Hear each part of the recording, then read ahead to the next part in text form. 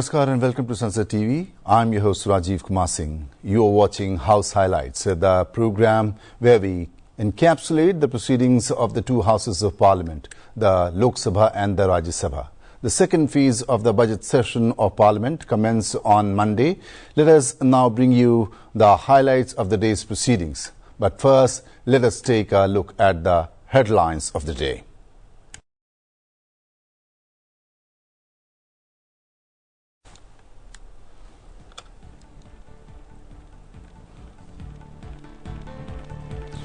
The second phase of Parliament's budget session begins. Tributes paid to departed former members in both houses. Congratulations extended to the Indian national cricket team on winning the ICC Men's T20 World Cup.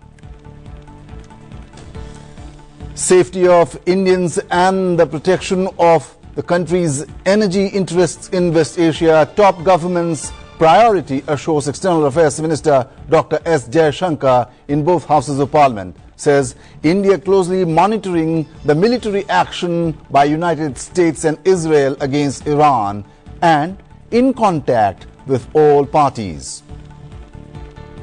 And despite External Affairs Minister's response, several opposition parties, including the Congress, demand a discussion on the West Asia conflict.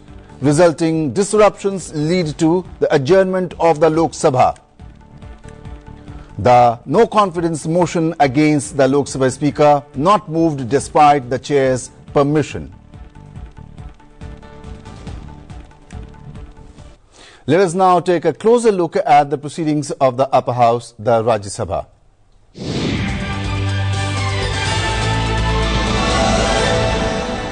The Government of India has said that it is continuously assessing the situation that has arisen in West Asia, ensuring the safety of Indians in the region, facilitating their safe return and safeguarding the country's energy interests remain its top priorities.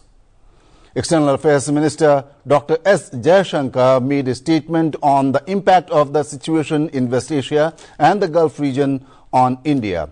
Amid the uproar by opposition members, he described the situation in West Asia as concerning and said that the government has been continuously assessing developments since the military action by the United States and Israel against Iran. He added that India is in constant contact with all concerned parties. At the very outset, government had issued a statement on 28th February expressing its deep concern and urging all sides to exercise restraint, avoid escalation and prioritize the safety of civilians. We believe and we continue to believe that dialogue and diplomacy should be pursued to de-escalate tensions and address underlying issues. Sir, it is also imperative that the sovereignty and territorial integrity of all states in the region be respected. Given the gravity of the situation, the Cabinet Committee of Security, CCS, met on 1 March under the chairmanship of the Honorable Prime Minister. It was briefed on the airstrikes in Iran and the subsequent attacks in several Gulf countries. The CCS was concerned over the safety and security of the Indian community in the region. It also focused on the implications for regional security and for economic and commercial activities. The committee was apprised of difficulties faced by Indian travelers transiting the region and by students appearing for scheduled examinations in these countries. It directed all concerned ministries and departments to take appropriate measures to respond to these problems. Honorable Prime Minister continues to closely monitor emerging developments and relevant ministries are coordinating to ensure effective responses. The region is key to our energy security and includes many important suppliers of oil and gas. Chairman Sir, the Gulf is also a major trade partner, accounting for almost $200 billion annually.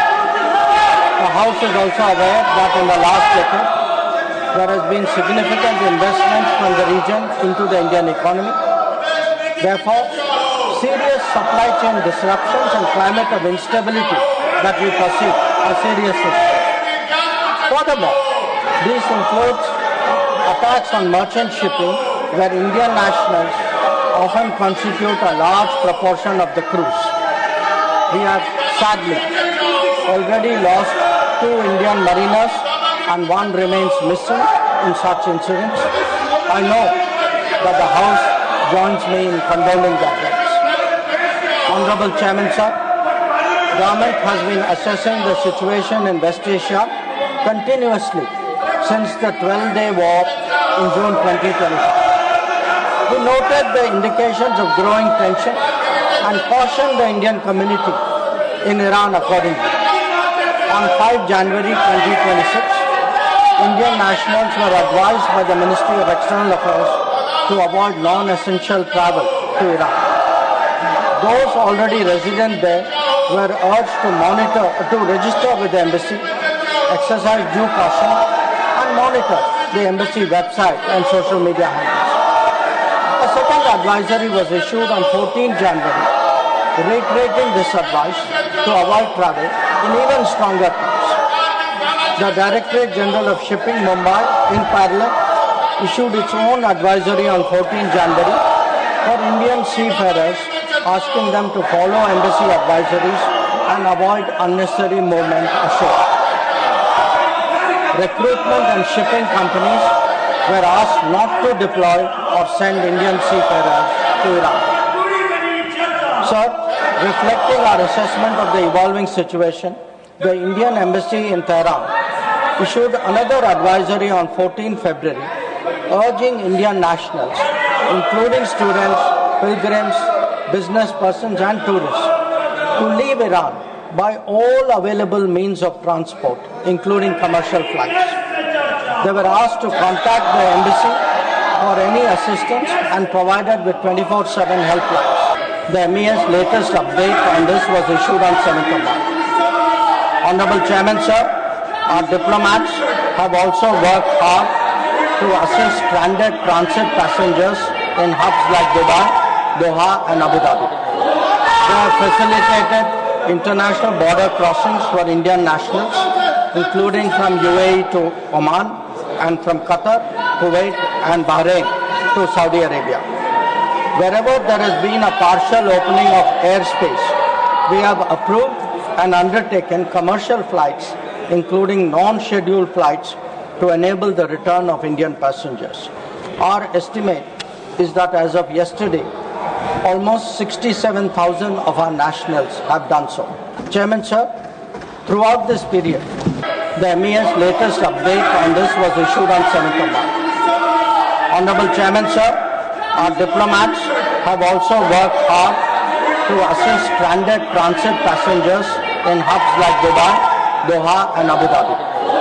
They have facilitated international border crossings for Indian nationals, including from UAE to Oman and from Qatar, Kuwait and Bahrain to Saudi Arabia.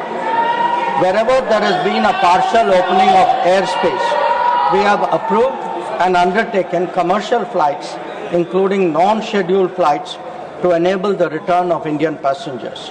Our estimate is that as of yesterday, almost 67,000 of our nationals have done so. Obviously difficult at this time.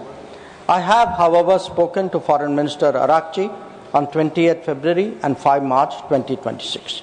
We will continue these high-level conversations in the coming days. Sir, the House will also be interested in the issue of an Iranian vessel that is currently docked in Kochi. The Iranian side had requested permission on 28 February for 3 ships in the region to dock at our ports. This was accorded on 1 March. IRIS Lavan actually docked on 4th March in Kochi. The crew is currently in Indian naval facilities. We believe that this was the right thing to do, and the Iranian foreign minister has expressed his country's thanks.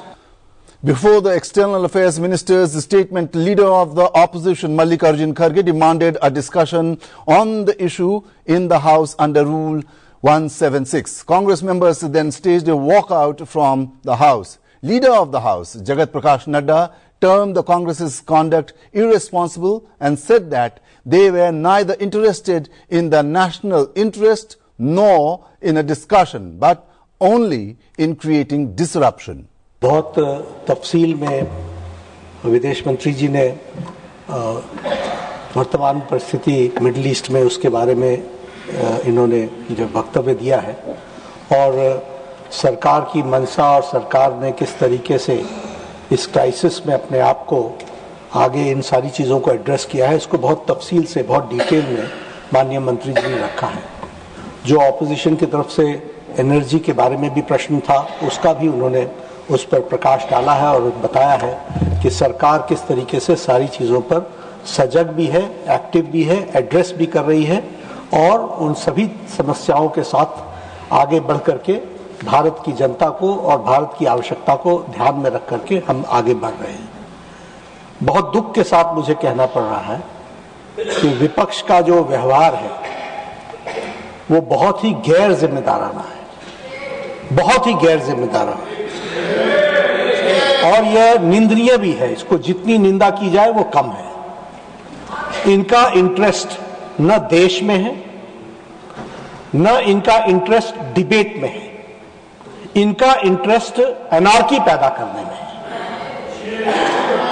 आज leader of the opposition को आपने 176 के तहत बोलने का मौका दिया, उन्होंने सब्जेक्ट छोड़ करके मैटर पर शुरू कर दिया चर्चा करना। उनको यह मालूम है और था कि विदेश मंत्री जी ने विस्तृत रूप से इन सारी चीजों की चर्चा करनी है, लेकिन उन्होंने अपने तरफ से सारी चीजों को डिटेल में रखना शुरू किया और आपने रूलिंग दी कि I will come back to you on this matter and I will give a thought और इस पर डिस्कशन के लिए करेंगे। इनका इंटरेस्ट कभी भी चर्चा में नहीं रहा है, इनका इंटरेस्ट अच्छा नहीं लगेगा लेकिन हुड़दंग मचाने में है,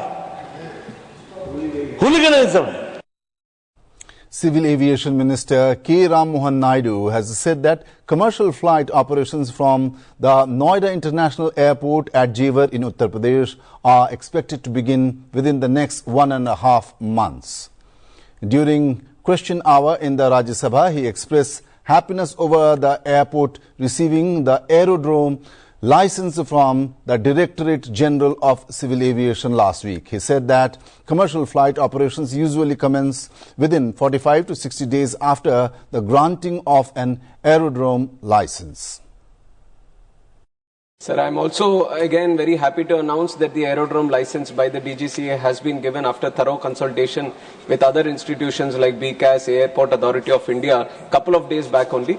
And the usual process from now to starting of the operations at the airport, sir, there is a usual time that we keep of 45 days to 2 months. Because now the airlines, once we get them the airport aerodrome license, they plan their schedules. So this is the usual time. Now we are approaching the airlines also and telling them to start planning their schedules. And once we approve the schedules, the actual flights, because now the people also have to purchase the ticket for so-and-so date. So now, because the most important thing for any operations to start is the aerodrome license. Now that this is cleared, it is only procedural and it will take up to 45 days. And we are also planning a big inauguration also in between. So that will also promote the whole Jewar airport in Uttar Pradesh. Responding to another supplementary question, the minister said that the investigation into the Air India aircraft accident is progressing swiftly. He added that the Ministry of Civil Aviation is providing all necessary resources to the Aircraft Accident Investigation Bureau conducting the probe. He said that the final report of the investigation is expected by the end of this year. Considering the AI-171 crash that happened in June last year, the investigation is going at a very good pace, and all the resources that are required for AIB, which is the primary agency which is looking into the investigation, the ministry is providing. And I would say that very soon, within the completion of the year, the report should be out. Discussion on the functioning of various ministries and departments began in the Rajya Sabha. The House took up a discussion on the working of the Ministry of Environment, Forest and Climate Change, during which members stressed the need for development without harming the environment. During the discussion, members emphasized the need for effective implementation of laws and regulations related to climate and biodiversity conservation at the levels of states and even municipalities. Members also referred to several initiatives, including the expansion of Ramsar sites, progress in forest cover, the network of pollution monitoring centers across the country, waste management measures, promotion of electric vehicles and ethanol blending in petrol. Yajurveda में माता पृथ्वी पुत्रो अहम प्रतिज्ञा का है कि पृथ्वी हमारी माता है, इसलिए जिस प्रकार से माता का संरक्षण करना चाहिए उसी प्रकार संरक्षण करना चाहिए। और यहां तक कहा कि पृथ्वी के अगर पैर भी स्पर्श करते हो तो माफी मांगो। कहते विष्णु पत्नी नमस्तुभ्यम पादस्पर्शं क्षपस्व में, हे विष्णु पत्नी मैं तुमसे उठ रहा हूं नींद से, तुमको पैर से छू रहा हूं, तुम मुझे माफ करना। इतना बड़ा आदर। और उसी प्रकार से द्युलोक को, भूलोक को द्युलोक, द्युलोक माने आकाश, आकाश को माना है पिता और भूलोक को माना है माता। तो माता और पिता का जिस प्रकार संरक्षण करना चाहिए उस प्रकार से प्रकृति का संरक्षण करना चाहिए। यह हमारे प्राचीन काल से वेदों से लेकर आज तक चला आ रहा है, ये हमारा चला रहा है। ऐसे उदाहरण के लिए मैं कहूंगा, औषधियां कहां होती है? सारी औषधियां तो कहा है विश्वम मात्रम औषधि नाम, पृथ्वी समस्त वन औषधियों की माता है, उत्पन्न करती है। शुद्धान आपस्ते क्षरंतु, पृथ्वी हमारे लिए शुद्ध जल प्रदान करती है। और इस प्रकार से हमको इस पर्यावरण को सुरक्षित करने का प्रयत्न करना चाहिए। 2026-27 में पर्यावरण, वन और जलवायु परिवर्तन मंत्रालय को 3,759 करोड़ रुपए आवंटित किए गए हैं। यह निश्चित रूप से सराहनीय कदम है माननीय उपसभापति महोदय। यह अंतर केवल मुद्रास्फीति का परिणाम नहीं है, बल्कि नीतिगत दायरे के विस्तार और कार्यक्रमों के बड़े पैमाने को भी दर्शाता है।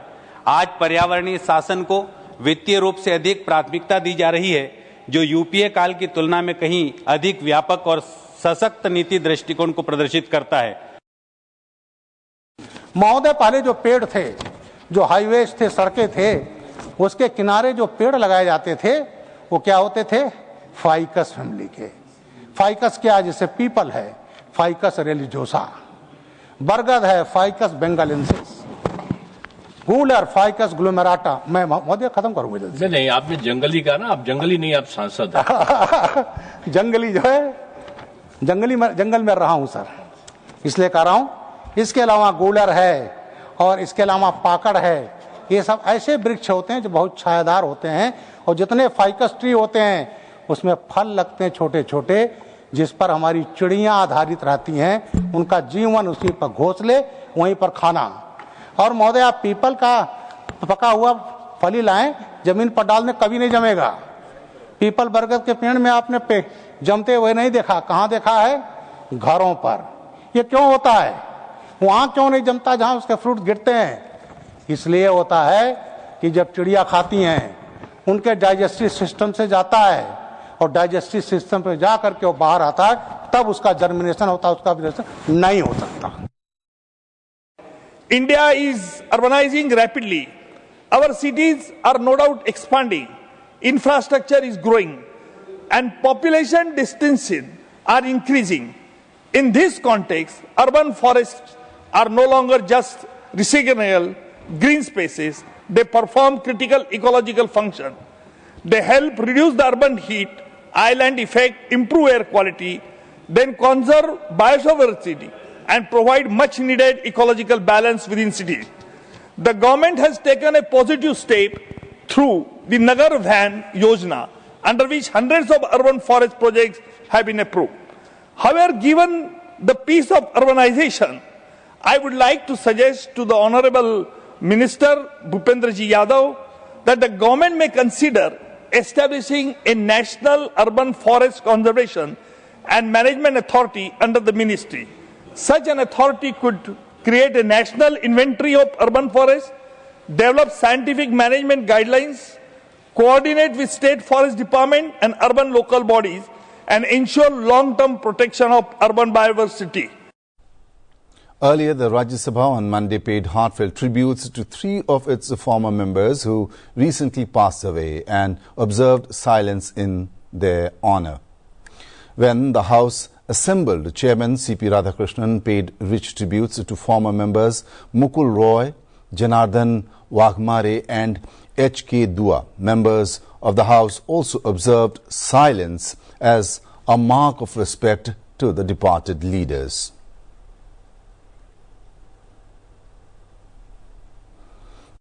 Of the Rajya Sabha also congratulated the Indian national cricket team on winning the ICC Men's T20 World Cup. Honourable members, yesterday was a moment of national pride as the Indian cricket team won the prestigious ICC Men's T20 World Cup, defeating New Zealand cricket team in the final by a formidable margin at Narendra Modi Stadium in Ahmedabad.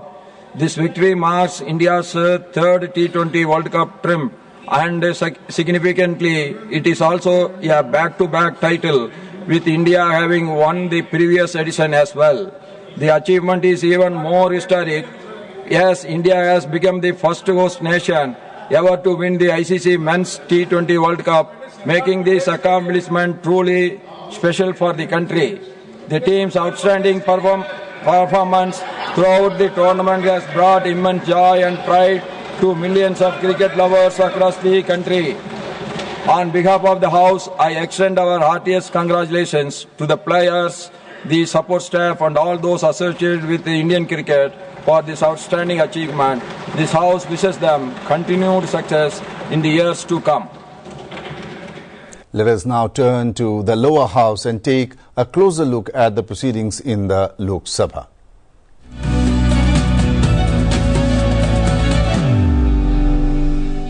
The Lok Sabha paid tributes to a sitting member and several former members on the first day of the second phase of the budget session. As soon as the House assembled at 11 a.m., the chair, N.K. Premchandran, informed the House about the demise of sitting member Dr. Ricky Andrew J. Swankom and former members Kumari Sushila Tiriya, Devi Baksa Singh, Purnima Masi Ram and K.P. Unnikrishnan. Members of the House then observed a brief silence as a mark of respect for the departed leaders. Following the tributes, the proceedings were adjourned till 12 noon. Honourable members, with profound grief, I would inform the House about the passing away of our colleague and 4 former colleagues. Dr. Ricky Andrew J. Singon was a sitting member of the 18th Lok Sabha representing the Shillong Parliamentary constituency of Meghalaya. He was also a member of the Committee on Chemicals and Fertilizers. Dr. Ricky Andrew J. Singon passed away on 19th February 2026 in Shillong, Meghalaya at the age of 54 years. Kumari Sushila Tiriya was a member of the 10th and 11th Lok Sabha representing Mayurbanj Parliamentary constituency of Odisha. She also served as a member of Rajya Sabha for 2 terms. She was a member of various parliamentary committees. Kumari Sushila Tiriya passed away on 1st February 2026 in Bhubaneswar, Odisha at the age of 69 years. Sri Devi Baksa Singh was a member of the 10th, 11th and 12th Lok Sabha representing the Unnao Parliamentary constituency of Uttar Pradesh. Sri Singh was also a member of several parliamentary committees. Sri Devi Baksa Singh passed away on 9 February 2026 in Kanpur, Uttar Pradesh at the age of 85 years. Sri Purnmasi Ram was a member of the 15th Lok Sabha representing the Gopalganj Parliamentary constituency of Bihar. He had served as a member of the Committee on Food, Consumer Affairs and Public Distribution. Earlier, he was a member of the Bihar Legislative Assembly for 5 terms and served as a minister in government of Bihar. Sri Purnamasi Ram passed away on 25th February 2026 in Patna, Bihar at the age of 76 years. And Sri K.P. Unnikrishnan was a member of the 5th, 6th, 7th and 8th, 9th and 10th Lok Sabha representing the Vadagara Parliamentary constituency of Kerala. He served as the Union Minister of Surface Transport and Minister of Communications and also a member of several parliamentary committees. A widely travelled person, Sri Unnikrishnan was a member of various Indian delegations to represent the country abroad.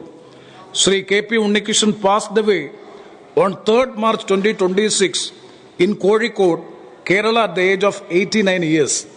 The House deeply mourned the loss of our present colleague and 4 former colleagues. I am sure the House would join me in conveying our condolence to the bereaved families. The House may now stand in silence for a short while as a mark of respect to the memory of the departed.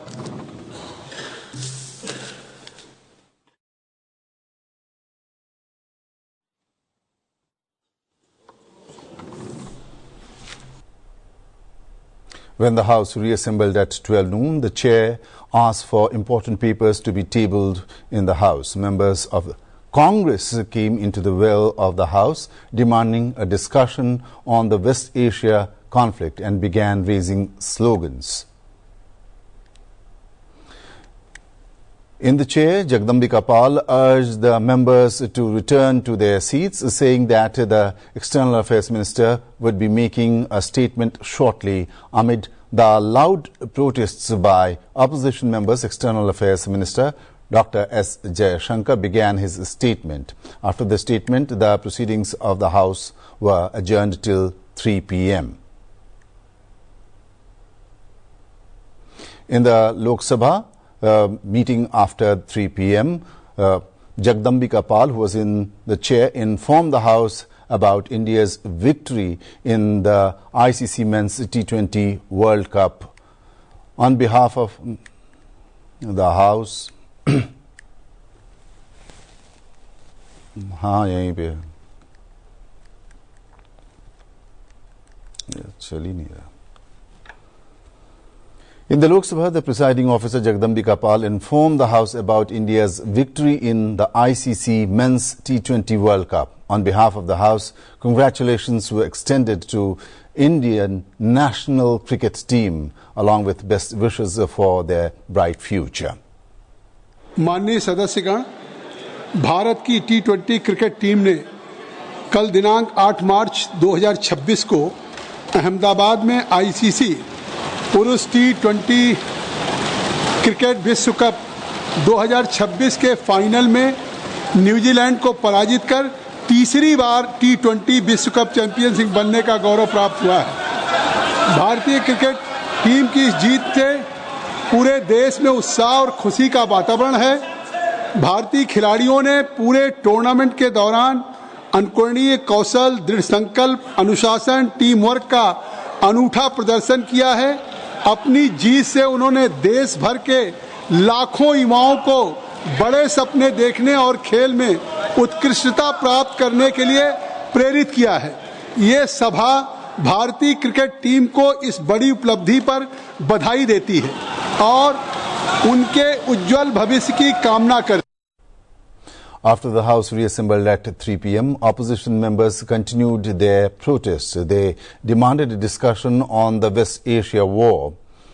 Jagdambika Pal, who was in the chair, asked why the opposition was moving a motion against the Speaker Om Birla if they wanted a discussion on West Asia, on which the External Affairs Minister had already made a statement. The opposition, however, did not relent and the House proceedings were adjourned till 11 a.m. on Tuesday.